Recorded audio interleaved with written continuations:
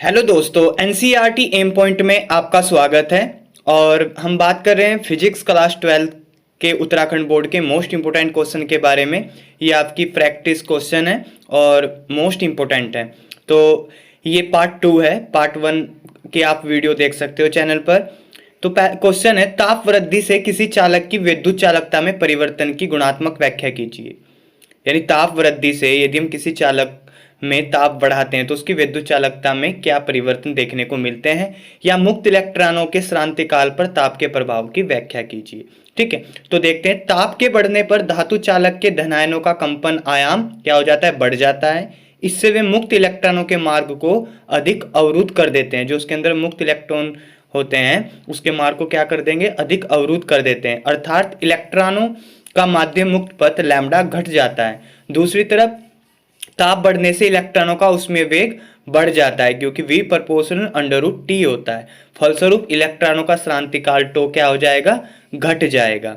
ठीक है ना, क्योंकि श्रांतिकाल दो टकरों के बीच का औसत समयांतराल होता है। चूंकि तार का प्रतिरोध डायरेक्टली इनवर्सली प्रोपोर्शनल होता है टो के श्रांतिकाल के, अतः तार का प्रतिरोध बढ़ जाता है। और यदि अन्य शब्दों में बोले, तार की विद्युत चालकता क्या हो जाती है, घट जाती है। तो याद रखना है आपको, ताप बढ़ाने पर धातु प्रतिरोधों का मान बढ़ जाता है।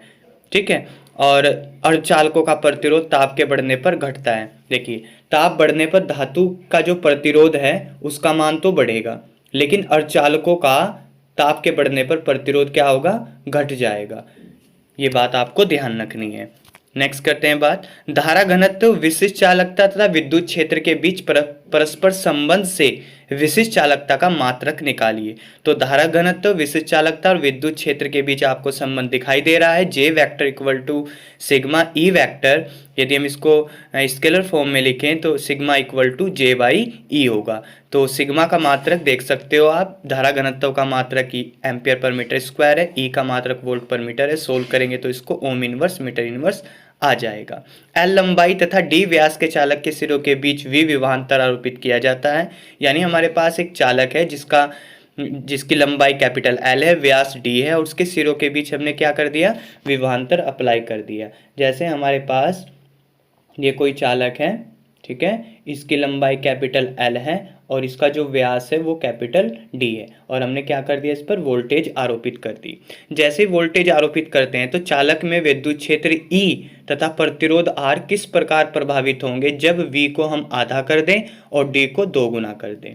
ठीक है, अब देखते हैं कि वी को आधा करने पर विद्युत क्षेत्र ई पर क्या प्रभाव पड़ेगा। वी को फॉर्मूला आपको पता है कि E इक्वल टू जो होता है वो V बाई एल होता है। यदि V को हम आधा कर देंगे तो विद्युत क्षेत्र भी क्या हो जाएगा, आधा रह जाएगा, लेकिन प्रतिरोध पर कोई प्रभाव नहीं पड़ेगा। ठीक है, D को दो गुना करने पर E पर कोई प्रभाव नहीं पड़ता, किंतु प्रतिरोध R एक चौथाई रह जाएगा।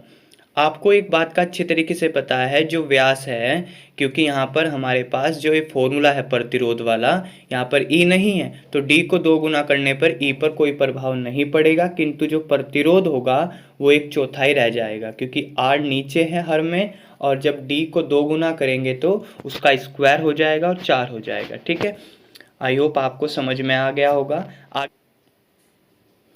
यदि R प्रतिरोध और C धारिता हो तो सिद्ध कीजिए कि R C का मात्रक सेकंड होगा। तो हम जानते हैं कि R बराबर क्या होता है, V by I, cross C बराबर क्या होता है, Q by V।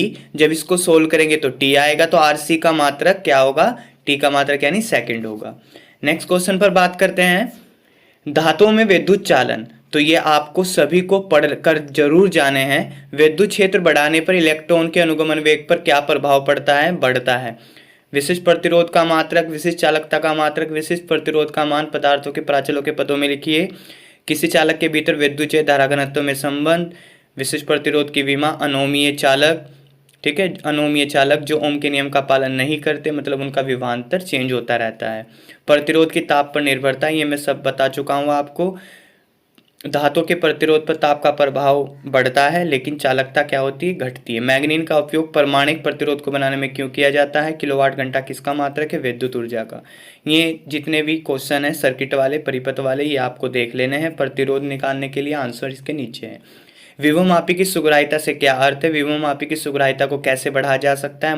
Most important है। किसी वोल्ट मीटर से सेल का विद्युत वाहक बल सही सही क्यों नहीं नापा जा सकता? वोल्ट मीटर की तुलना में विभवमापी क्यों श्रेष्ठ है?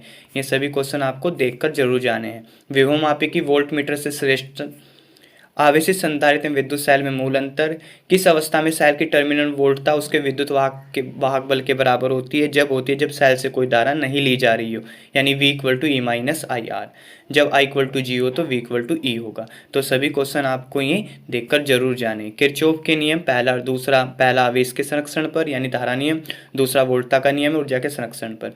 वेस्टर्न सेतु के संतुलन की शर्त क्या है? यानी P/Q = R/S होना चाहिए। प्रतिरोधों का अनुपात बराबर होना चाहिए। न्यूमेरिकल भी पूछा जा सकता है। यदि उनको चेंज कर दे तो तब भी कोई प्रभाव नहीं पड़ेगा। 12वें क्वेश्चन में वेस्टर्न सेतु के सुग्राही होने की शर्त क्या होगी? चारों प्रतिरोध एक ही कोटि के होने चाहिए।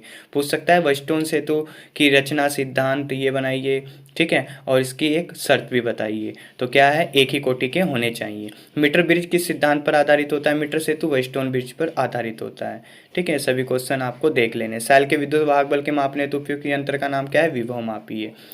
ये मोस्ट इंपॉर्टेंट क्वेश्चन है। विभवमापी द्वारा मापे गए सेल का विद्युत वाहक बल यथार्थ क्यों होता है? क्योंकि शून्य विक्षेप की स्थिति में सेल से ली जाने वाली धारा क्या होती है? 0 होती है, और टर्मिनल विभवांतर किसके? सेल के विद्युत वाहक बल के बराबर होता है। विभवमापी में प्रयोग होने वाले तार के विशेष गुणों का उल्लेख कीजिए। तार का व्यास सभी जगह एक समान होना चाहिए। तार के पदार्थ का प्रतिरोधताप गुणांक कम होना चाहिए। विभवमापी के तार में शून्य विक्षेप की स्थिति पर क्या प्रभाव पड़ता है? यदि विभवमापी के तार की लंबाई दोगुनी कर दी जाए और आधी कर दी जाए तो क्वेश्चन आप देख सकते हो। तो दोस्तों, ये वीडियो आपको कैसी लगी प्लीज़ कमेंट करके बताइए, और साथ ही वीडियो को लाइक कीजिए, अपने दोस्तों के पास शेयर कीजिए, और अब तक आपने हमारे चैनल को सब्सक्राइब नहीं किया तो प्लीज़ चैनल को ज़रूर सब्सक्राइब कर लीजिए। यहाँ से आगे हम कुछ टाइम के बाद चुंबक वाला जो चैप्टर है वो प्रोवाइड कराएंगे, उसके बाद प्रत्यावर्ती धारा, उसके बाद जो ऑप्टिक्स है वो, और फिर ये ख़त्म कर देंगे शाम तक। ठीक है, तो इस तरीके की वीडियो मैं देता रहूँगा आपको मोस्ट इंपॉर्टेंट क्वेश्चन की। बाकी आप प्लेलिस्ट में जाकर देख सकते हो मोस्ट इंपॉर्टेंट क्वेश्चन की वीडियो। तो मिलते हैं नेक्स्ट वीडियो में। Thank you.